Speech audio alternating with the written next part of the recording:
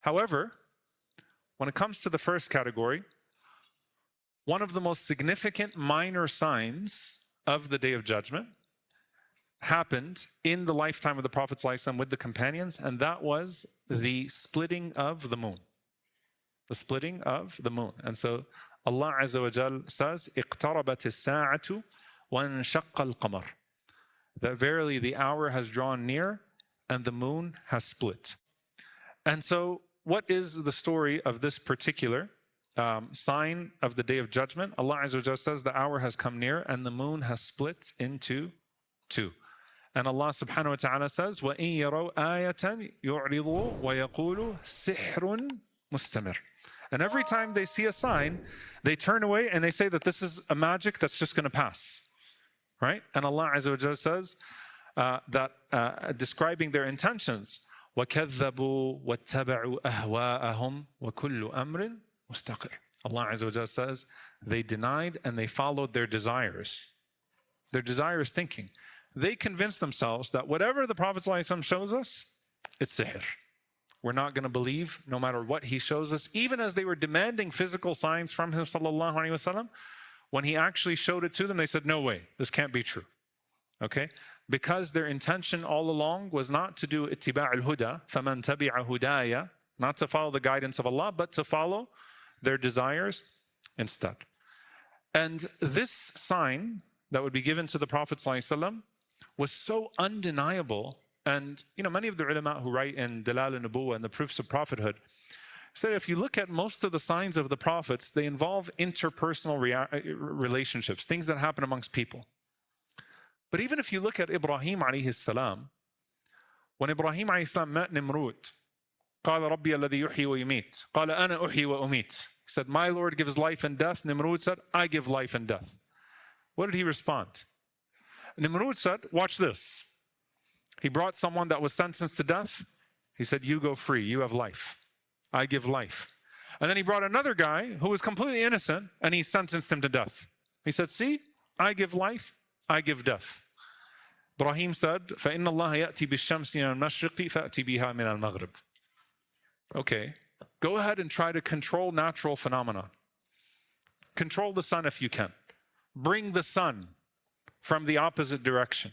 فَبُهِتَ الَّذِي كَفَرَ. And Allah Azza wa Jal completely shamed him and left him baffled in that regard. So this is a powerful sign from the Messenger of Allah sallallahu alaihi wasallam, and it represents a turning point of the signs of the Day of Judgment as well. If you go to Al-Bukhari, it's called Bab Inshiqaq al-Qamar. Bab Inshiqaq al-Qamar, the chapter of the splitting of the moon. Anas ibn Malik radiallahu ta'ala anhu says that Ahl Makkah, the people of Mecca, سألوا رسول الله صلى الله عليه وسلم أن يريهم آية. They said, listen, the book, we get it, you're not crazy, show us something, show us a sign that we can see with our eyes. So the Prophet صلى الله عليه وسلم فأراهم القمر شقتين حتى رأوا حراء بينهما. The Prophet صلى الله عليه وسلم pointed to the moon and it split into two. And Jabal Hira was right in the middle of the two halves of the moon. Or you're from the disbelievers that are mocking, and the Prophet ﷺ points to the moon and it splits in half. One half goes beyond the mountain of Hira, the other one stays ahead.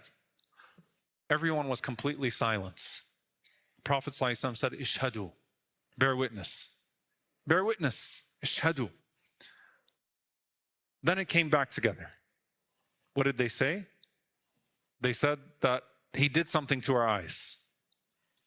He cast some sort of a spell on our eyes. Again, this is a mutawatir hadith, meaning there are multiple sahaba that narrated the exact same incident of having witnessed the moon split with their own eyes.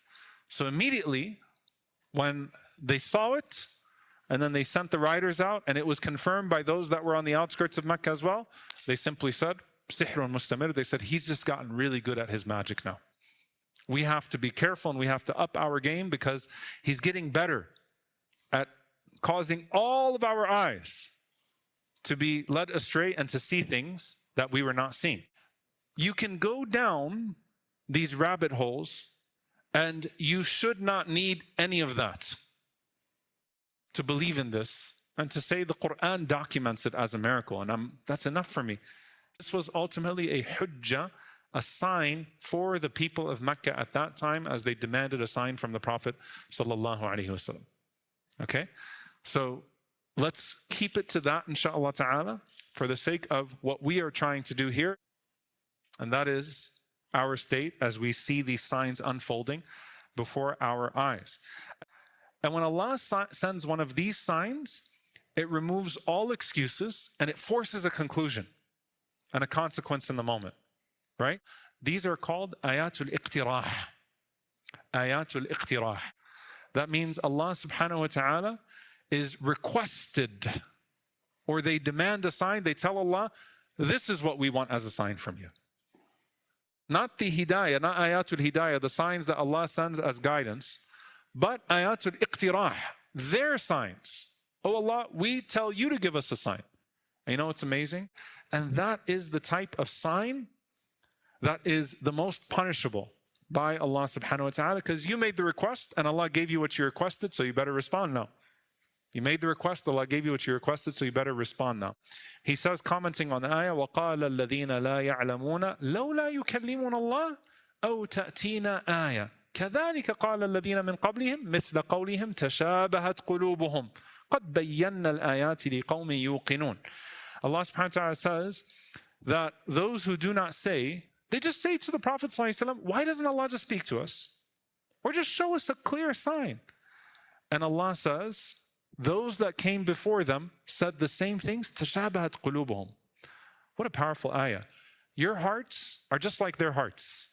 Their hearts are the same. The hearts of those who rejected Musa alayhi salam, who rejected Isa alayhi salam, are the same hearts that rejected Muhammad sallallahu alayhi salam. تَشَابَهَتْ قُلُوبُهُمْ. Your hearts are all the same. We already have shown you the ayat, the signs, to a people who have certainty. So Imam Sa'di, who his tafsir is very short but very poetic, he says, قال الجهال من أهل الكتاب وغيرهم هلا يكلمنا كما كلم الرسل. The ignorant say, if only Allah would speak to us the way He spoke to the messengers. يعنون آيات الاقتراح, like we want to have our demands met. And He says that they make these يقترحونها, they make these suggestions بعقولهم الفاسدة وآرائهم الكاسدة, with their corrupted minds and their messed up opinions. But they want the signs on their terms, right? It's not going to change because they weren't asking for guidance, they were demanding proof on their own terms. Al-Qurtubi rahimahullah says, لم يكن قصدهم al-istirshad, that their intention was not to seek guidance, وَإِنَّمَا تَعَنُّتْ, but rather it was to be stubborn. They were being evasive and they were being stubborn. What does this have to do with the signs of the Day of Judgment? Right? Because when the Prophet ﷺ tells you something, or if the Prophet ﷺ shows you something, and you look at that and you go, I don't know if that really happened, metaphorical, I can't really grasp it. You know, prove to me that Islam is true beyond what's already there. I'm going to ask Allah to do this and do that. It's the same mindset. تَشَابَهَتْ قُلُوبُهُمْ. The problem is with the heart.